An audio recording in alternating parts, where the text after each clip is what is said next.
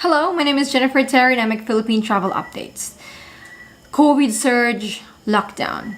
These are words we don't want to hear. We don't want to happen. No? It's like a nightmare. Well, there have been talks about this surge. You may be aware that in other parts of the world, in Europe, in the UK, there is a resurgence of COVID cases, diba? Tumataas na naman yung COVID cases nila. In the UK, you can see naman that they experience uptick in around January and then again in March. Although I can see here that it's slightly going down, but still that's an uptick, that's a surge. How about in the Philippines? On Omicron BA2, that's the subvariant that is spread out in Europe, no? And you know, guys, usually for the last year, what usually happens in UK, in US, happens a month or a few weeks later in the Philippines, diba? We can see the future just by looking at other countries. And we can see nga even in the UK, there is a resurgence. And that could happen in the Philippines. In fact, the Department of Health says it is inevitable, hindi maiiwasan. Some businesses fear that this low booster rate of the Philippines may affect the economy. Although the country is now close to 70% of fully vaccinated, when it comes to booster shot, 44 million Filipinos still unboosted.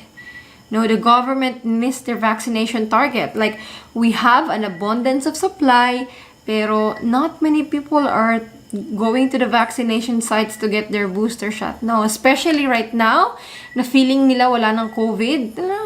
Well, that's a problem because the vaccine effectivity wanes po. Hindi po siya forever. According to Presidential Entrepreneurship Advisor, Sir Joey Concepcion, the immunity wall right now still remains to be high because a lot of people got vaccinated for the first quarter of the year. Many also got natural immunity from Omicron, but that will wane too. And this is why people have to do their part. We want to tell our fellow Filipinos that booster shots are very important. Please po, I'm encouraging every one of you to please get your booster shot.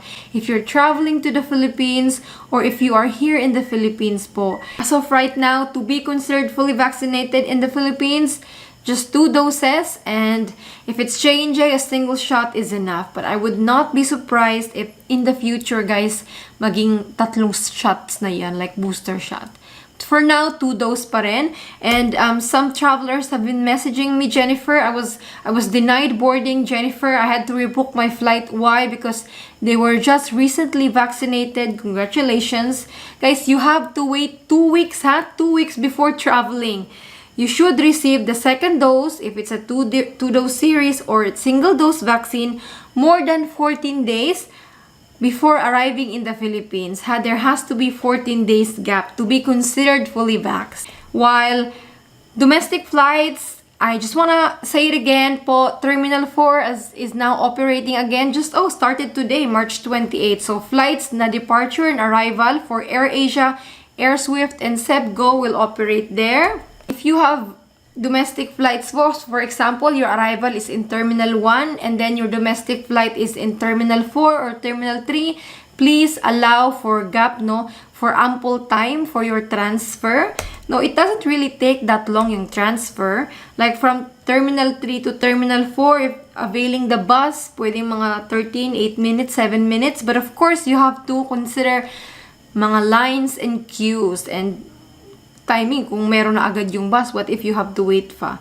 So yun lang, guys. Please give an ample time from international to domestic. My suggestion is 3 to 4 hours. 4 hours at least would be best. You'll be more relaxed, hindi ka magmamadali, that you will surely catch that domestic flight. One foreigner reached out to us, Scott. Scott missed his domestic flight. He was flying with Qatar Airlines. That was in Terminal 3, but he had to go to Terminal 2 for his PAL domestic flight. The delays was immigration, and then something that I never thought was the line that was formed to get a taxi was another hour. 3 hours is not enough. You need about 4. Yeah, he missed his domestic flight because of the lines, and he availed a taxi instead of a bus, and he had to wait for the taxi. But if you ever need a taxi driver in Manila, I have these 3 reliable taxi drivers. They've been recommended by many of our kababayans. These 3 po, Kuya Johnny, Kuya Rainier, Kuya Leif. They are reliable. You can contact them through Facebook. I'll put their link in the comment section. You can message them there if you need their service. So as you can see, just today, this was the scene in Terminal 4. Ooh, plenty of people. Busy, busy, busy. So give ample time po.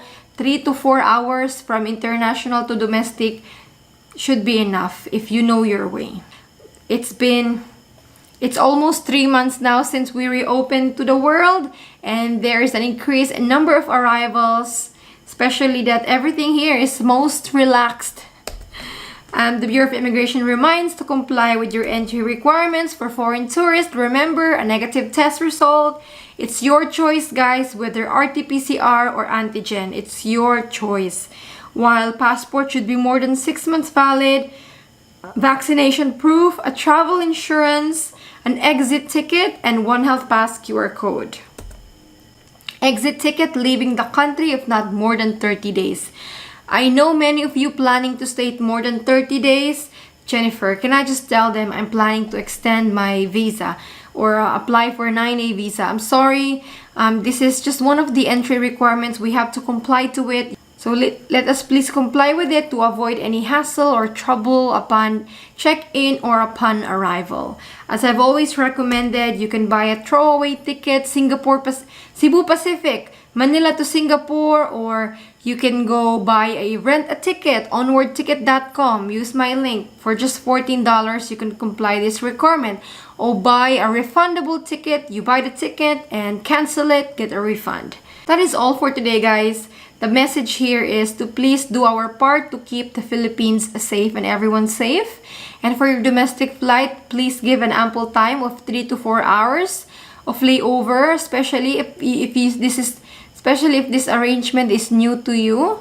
And then please comply with all your requirements. For former Filipinos, negative test result po, your old Filipino passport or birth certificate or marriage certificate for your spouse, a travel insurance, passport should be more than 6 months valid, 1 health pass QR code. While for Filipinos, negative test result po, antigen or RT-PCR, nasa sa inyo po yan kung ano po yung swak sa inyo. 1 health pass QR code at vaccination proof kung vaccinated. Kung unvaccinated, pwede pa rin umuwi sa Pilipinas. Pilipinas po, tatanggapin pa rin kayo. You have to, kung non-OFW, kailangan ng pre-book quarantine hotel ng 5 nights. Kung non-OFW. So, this is all for this update for today po. Stay safe and God bless you. I will let you know if there's any more changes. Stay blessed. Bye.